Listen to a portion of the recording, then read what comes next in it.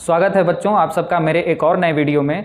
बच्चों आज का वीडियो बहुत ही इन्फॉर्मेटिव और बहुत ही इंटरेस्टिंग होने वाला है कि डेसिमल यानी दशमलव होता क्या है। यहाँ पे देखिए मैंने 3 अलग अलग नंबर्स लिखे हुए हैं। इन नंबर्स के दोनों डिजिट्स के बीच में अगर पॉइंट लगा दिया जाता है तो इसी पॉइंट को हम दशमलव बोलते हैं।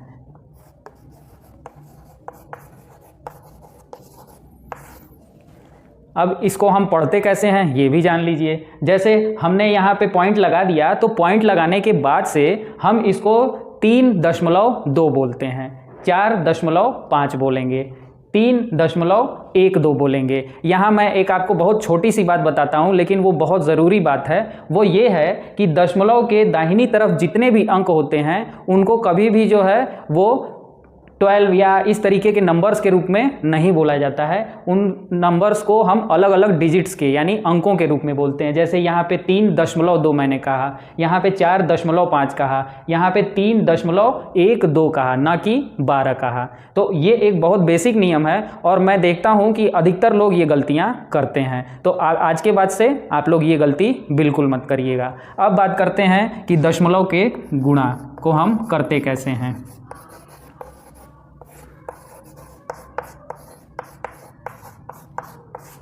तो देखिए बच्चों, गुणा करने का नियम तो आपको पता ही है। गुणा चाहे 1 अंक का 2 अंक से हो या 2 अंक का 1 अंक से हो, 3 अंक का 2 अंक से हो या 2 अंक का 3 अंक से हो, तो गुणा कितने अंक का कितने अंक से भी हो, हम जो नियम पहले पढ़ चुके हैं वही सारे नियम हम दशमलव में भी लगाएंगे। बस दशमलव लगाने का नियम हमको नया तरीके से पढ़ना है। तो चलिए मैं एक सवाल करके आपको इसका तरीका समझाता हूँ। जैसे मैंने अभी ऊपर एक सवाल लिखा था 2.5 मल्टीप्लाइड बाई 3.5 यानी 2.5 को हम 3.5 से गुणा करते हैं तो हमारा आंसर क्या आएगा। चलिए 5 का टेबल 5 बार पढ़ते हैं, 25 हो जाता है।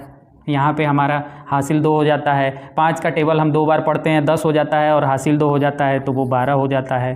3 का टेबल 5 बार पढ़ते हैं तो 15 हो जाता है, हासिल 1 हो गया। 3 का टेबल 2 बार पढ़ा और हासिल 1 हो गया तो ये हमारा 7 हो गया। अब हम यहाँ पे सबको जोड़ लेते हैं। देखिए बच्चों, यहाँ तक तो जो है हमने केवल मल्टीप्लाई करने का काम किया है, अभी हमने डेसिमल लगाने का काम नहीं किया है।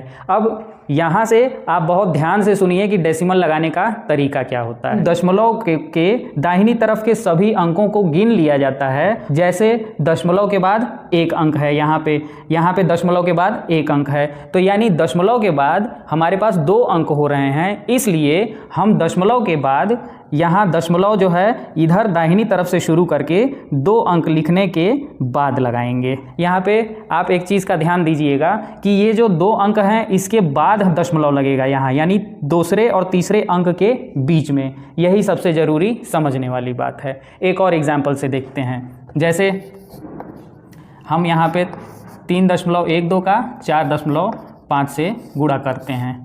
तो पहले हम एक नॉर्मल जो गुणा होता है उसको कर लेते हैं, फिर हम समझते हैं। ये देखिए 5 का पहाड़ा हमने 2 बार पढ़ा है, 5 का पहाड़ा 1 बार पढ़ा और 5 तियाँ 15, 4 का पहाड़ा 2 बार, 4 का पहाड़ा 1 बार और 4 का पहाड़ा 3 बार। अब हम टोटल करेंगे सबका।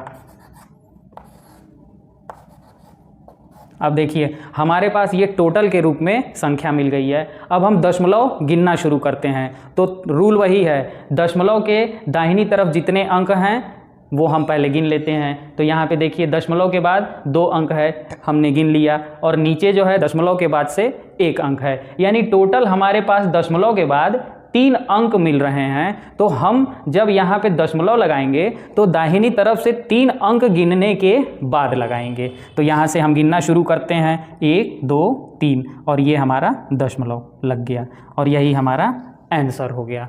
तो बच्चों आज के वीडियो में हमने दशमलव के बारे में 2-4 बातें सीख ली। जैसे दशमलव होता क्या है, दशमलव लगाते कहाँ हैं, दशमलव लगाने के बाद से संख्याओं को कैसे बोलते हैं, दशमलव का गुणा कैसे करते हैं और गुणा करने के बाद दशमलव लगाते कहाँ हैं। तो इस तरीके से हमारा दशमलव का गुणा टॉपिक खत्म होता है।